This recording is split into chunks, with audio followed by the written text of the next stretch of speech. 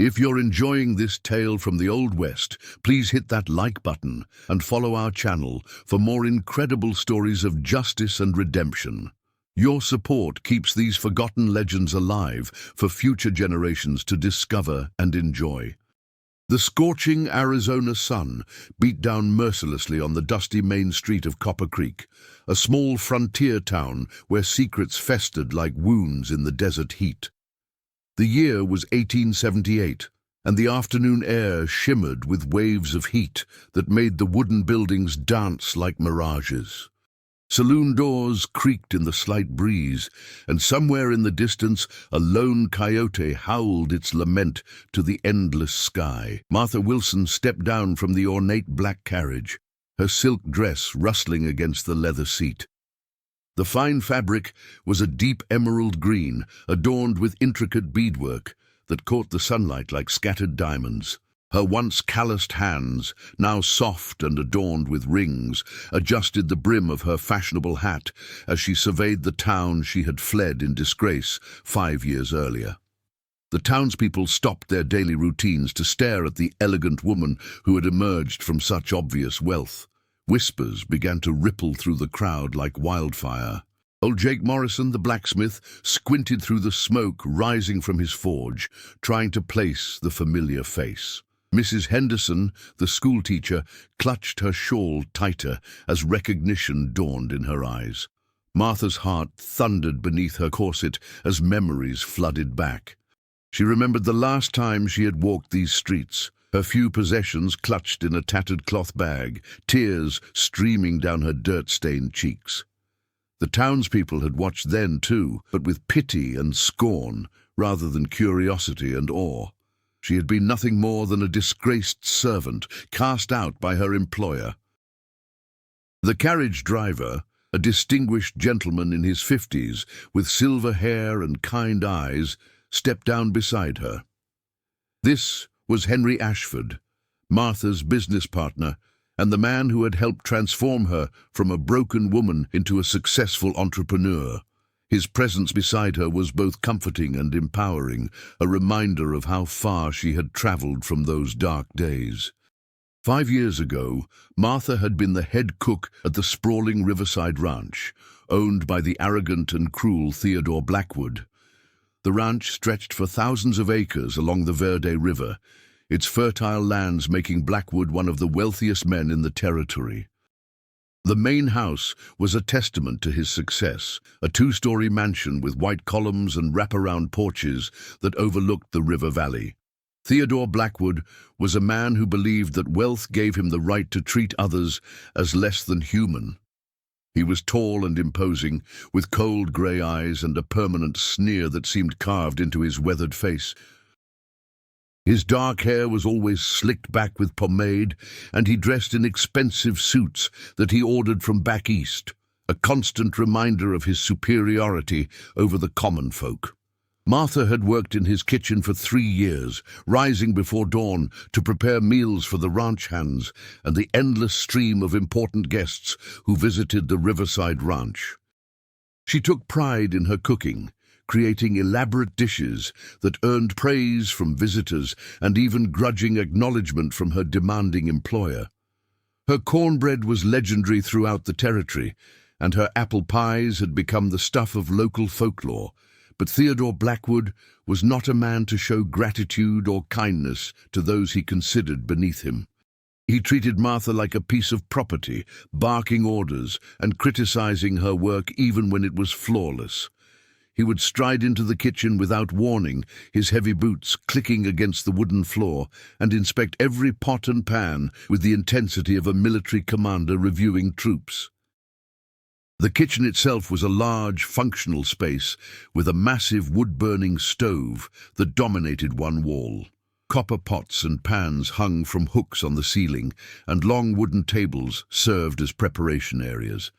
The room was always filled with the aromas of baking bread, simmering stews, and roasting meats. Despite the harsh treatment she received, Martha had found solace in this space, pouring her heart into every meal she created. The breaking point had come on a sweltering summer evening when Blackwood was hosting a dinner party for several prominent businessmen from Phoenix.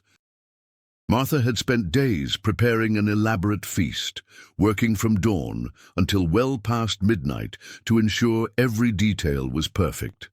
The menu included roasted beef with herb crusts, fresh trout from the river, vegetables from the ranch garden, and her famous apple pie with a lattice crust. As the guests dined on the front porch, their laughter and conversation drifting through the open windows, Martha was putting the finishing touches on the dessert course. She had just removed the pies from the oven, their golden crusts perfect and fragrant, when disaster struck. One of the young ranch hands, rushing through the kitchen with a message for Blackwood, accidentally knocked into Martha as she carried the pies to the cooling rack. The beautiful pies crashed to the floor, their perfect crusts shattering and the sweet filling splattering across the wooden planks. The sound echoed through the kitchen like a gunshot, and Martha stood frozen in horror as she stared at the destruction of hours of careful work. The ranch hand stammered apologies, but Martha barely heard him as panic filled her chest like ice water. Theodore Blackwood appeared in the kitchen doorway within moments, drawn by the commotion. His grey eyes surveyed the scene with cold fury, taking in the ruined pies and Martha's stricken expression. The silence stretched between them like a taut wire, broken only by the distant sound of his guests' conversation and the crackling of the fire in the stove. "You incompetent fool," he snarled, his voice low and dangerous. "My guests are waiting for dessert, and you've destroyed it with your clumsiness. This is exactly the kind of carelessness I've come to expect from someone of your station." His words cut through Martha like a blade, each syllable dripping with contempt and disdain. Martha tried to explain what had happened, her voice shaking with emotion and exhaustion.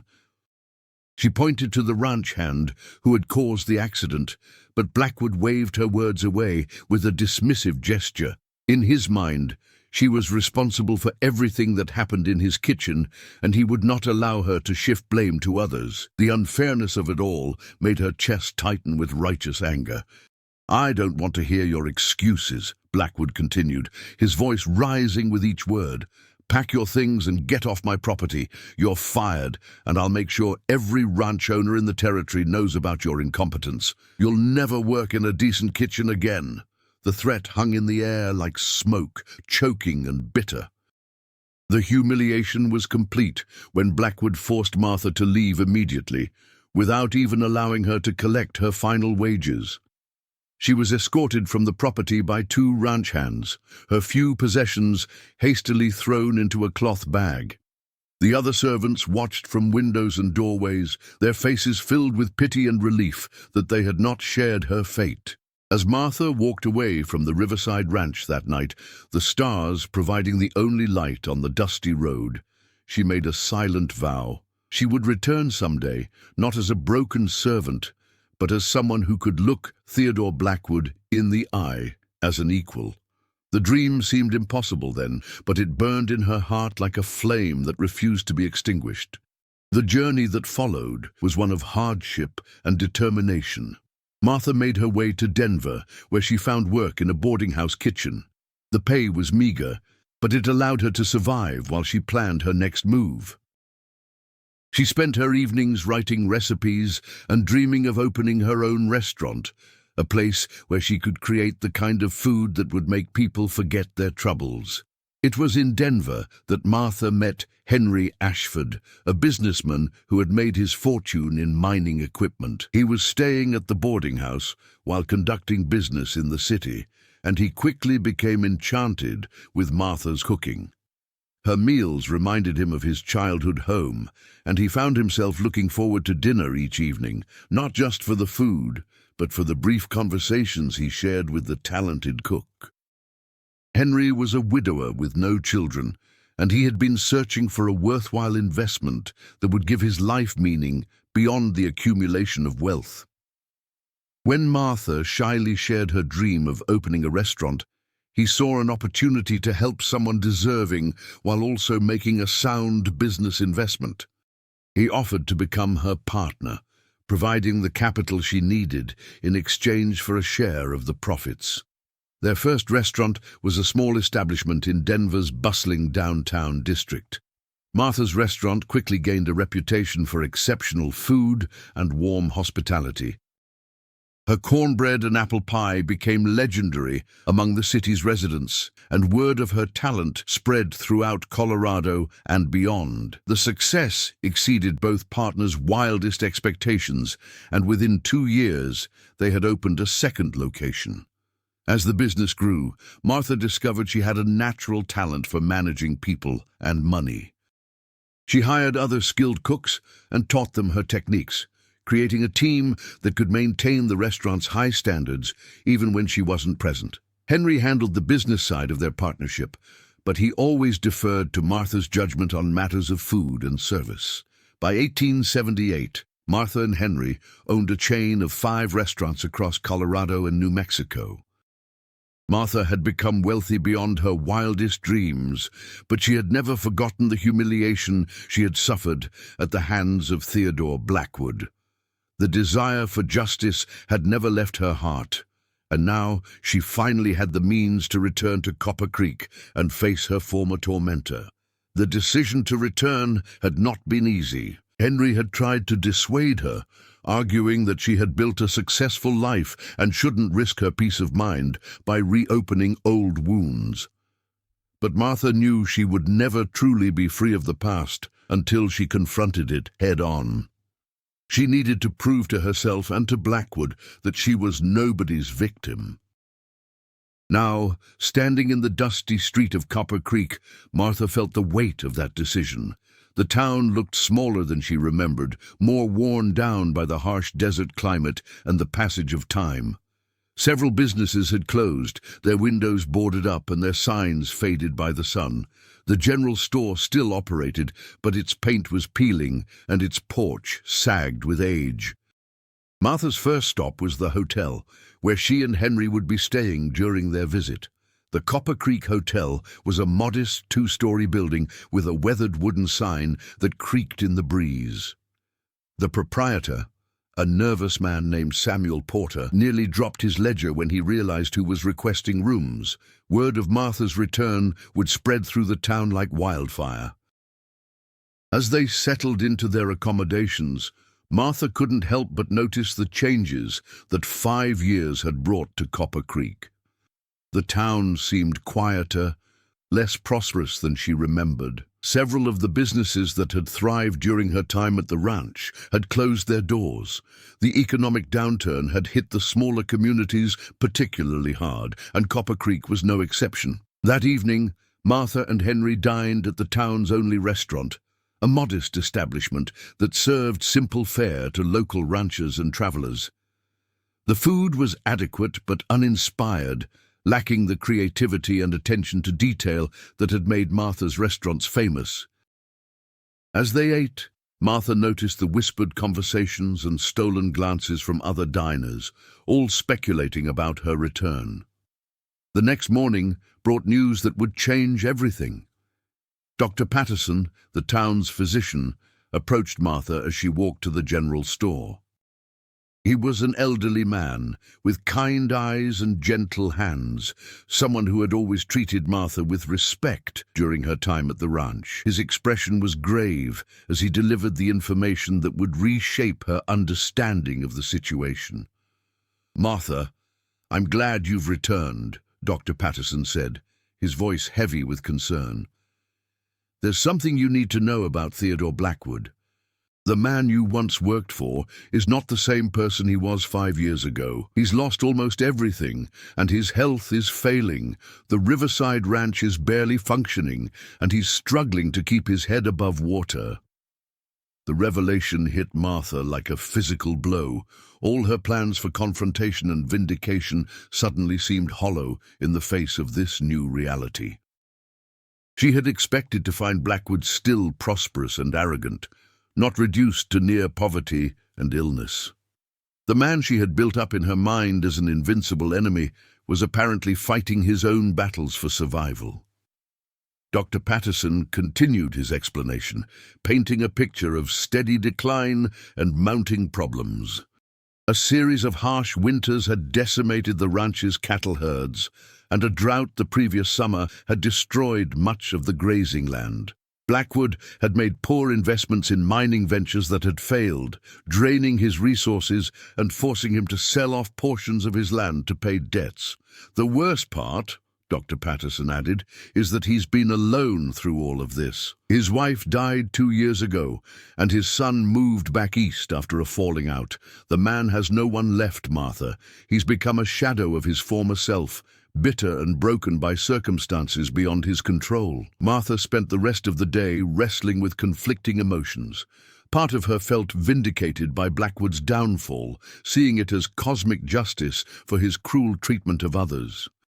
But another part of her, the part that had always felt compassion for those who suffered, was troubled by the image of a lonely, sick old man struggling with forces beyond his control. That evening, she made a decision that surprised even herself. She would visit the Riverside Ranch, not to gloat or seek revenge, but to see the situation for herself. Henry tried to dissuade her, worried about the emotional toll such a visit might take, but Martha was determined to face whatever awaited her at the place where her old life had ended. The ride to the ranch the next morning was a journey through memories and ghosts. The road was the same dusty track she had walked in tears 5 years earlier, but now she traveled it in comfort and dignity. The desert landscape stretched endlessly in all directions, unchanged by the human dramas that had played out beneath its vast sky. The Riverside Ranch, when it finally came into view, was a shocking sight. The once proud mansion showed signs of neglect and decay, its white paint peeling and its wraparound porches sagging with age. The corrals that had once held hundreds of cattle now stood mostly empty, their wooden fences broken and weathered. The whole place had an air of abandonment that spoke of dreams deferred and fortunes lost. Martha's carriage pulled up to the main house, and she sat for a moment, gathering her courage before stepping down. The front door opened, and a figure emerged that Martha barely recognized as Theodore Blackwood. The man who had once seemed so imposing and powerful now appeared frail and stooped, his grey hair thin and unkempt, his expensive clothes replaced by simple ranch wear that hung loosely on his diminished frame. Blackwood's eyes widened in shock as he recognized his former employee. For a moment, neither spoke, the weight of their shared history hanging between them like a curtain. Martha could see the recognition in his eyes, followed quickly by shame and something that might have been fear. He seemed to shrink further into himself, as if trying to disappear entirely. "Martha," he said finally, his voice barely above a whisper, I didn't expect to see you again." The arrogance and contempt that had once characterized his every word were gone, replaced by a broken humility that was almost painful to witness. This was not the confrontation Martha had imagined during her years of planning and preparation. "Mr. Blackwood," Martha replied, her voice steady despite the turmoil of emotions churning inside her. "I've come to see how you're doing. I heard about your difficulties." She had intended to sound cold and formal, but something in his defeated posture made her tone softer than she had planned. Blackwood invited her inside, and Martha was struck by the changes in the house she had once known so well. The elegant furnishings had been sold or covered with dust sheets, and the rooms that had once buzzed with activity now stood silent and empty. The kitchen, her former domain, was particularly heartbreaking to see. The copper pots and pans were gone, sold to pay debts, and the massive stove sat cold and unused. As they sat in what had once been the formal dining room, Blackwood began to speak about the events that had led to his downfall. His voice was hollow and defeated, lacking any of the bluster and arrogance that had once defined him. He spoke of the cattle dying in the harsh winters, the failed investments, the mounting debts that had consumed everything he had worked to build. "I've made many mistakes, Martha," he said, his eyes fixed on his hands. "I was cruel to you and to others who didn't deserve it. I thought my wealth and position gave me the right to treat people as less than human. I was wrong, and I'm paying the price for my arrogance." The admission seemed to cost him greatly, each word dragged from him with obvious effort. Martha listened to his confession with mixed feelings. Part of her felt vindicated by his acknowledgement of his past wrongs, but another part felt only sadness for the broken man before her. She had expected to feel triumph at his downfall, but instead she found herself feeling something dangerously close to pity. "Why did you come back?" Blackwood asked suddenly, his grey eyes meeting hers for the first time since she had arrived. "You could have stayed away and enjoyed your success. Why return to see an old man's humiliation?" There was genuine curiosity in his voice, along with a hint of the pain that had clearly been his constant companion. Martha considered her answer carefully. She had come seeking justice, revenge, some form of satisfaction for the humiliation she had endured. But looking at the broken man before her, she realized that justice had already been served by circumstances beyond her control. The universe had delivered its own verdict on Theodore Blackwood's cruelty, and the punishment had been severe. "I came back to prove something to myself," she said finally, "to show that I had overcome what happened here, but I think I've learned something different instead." She paused, gathering her thoughts. "I've learned that holding on to anger and resentment only hurts the person carrying it.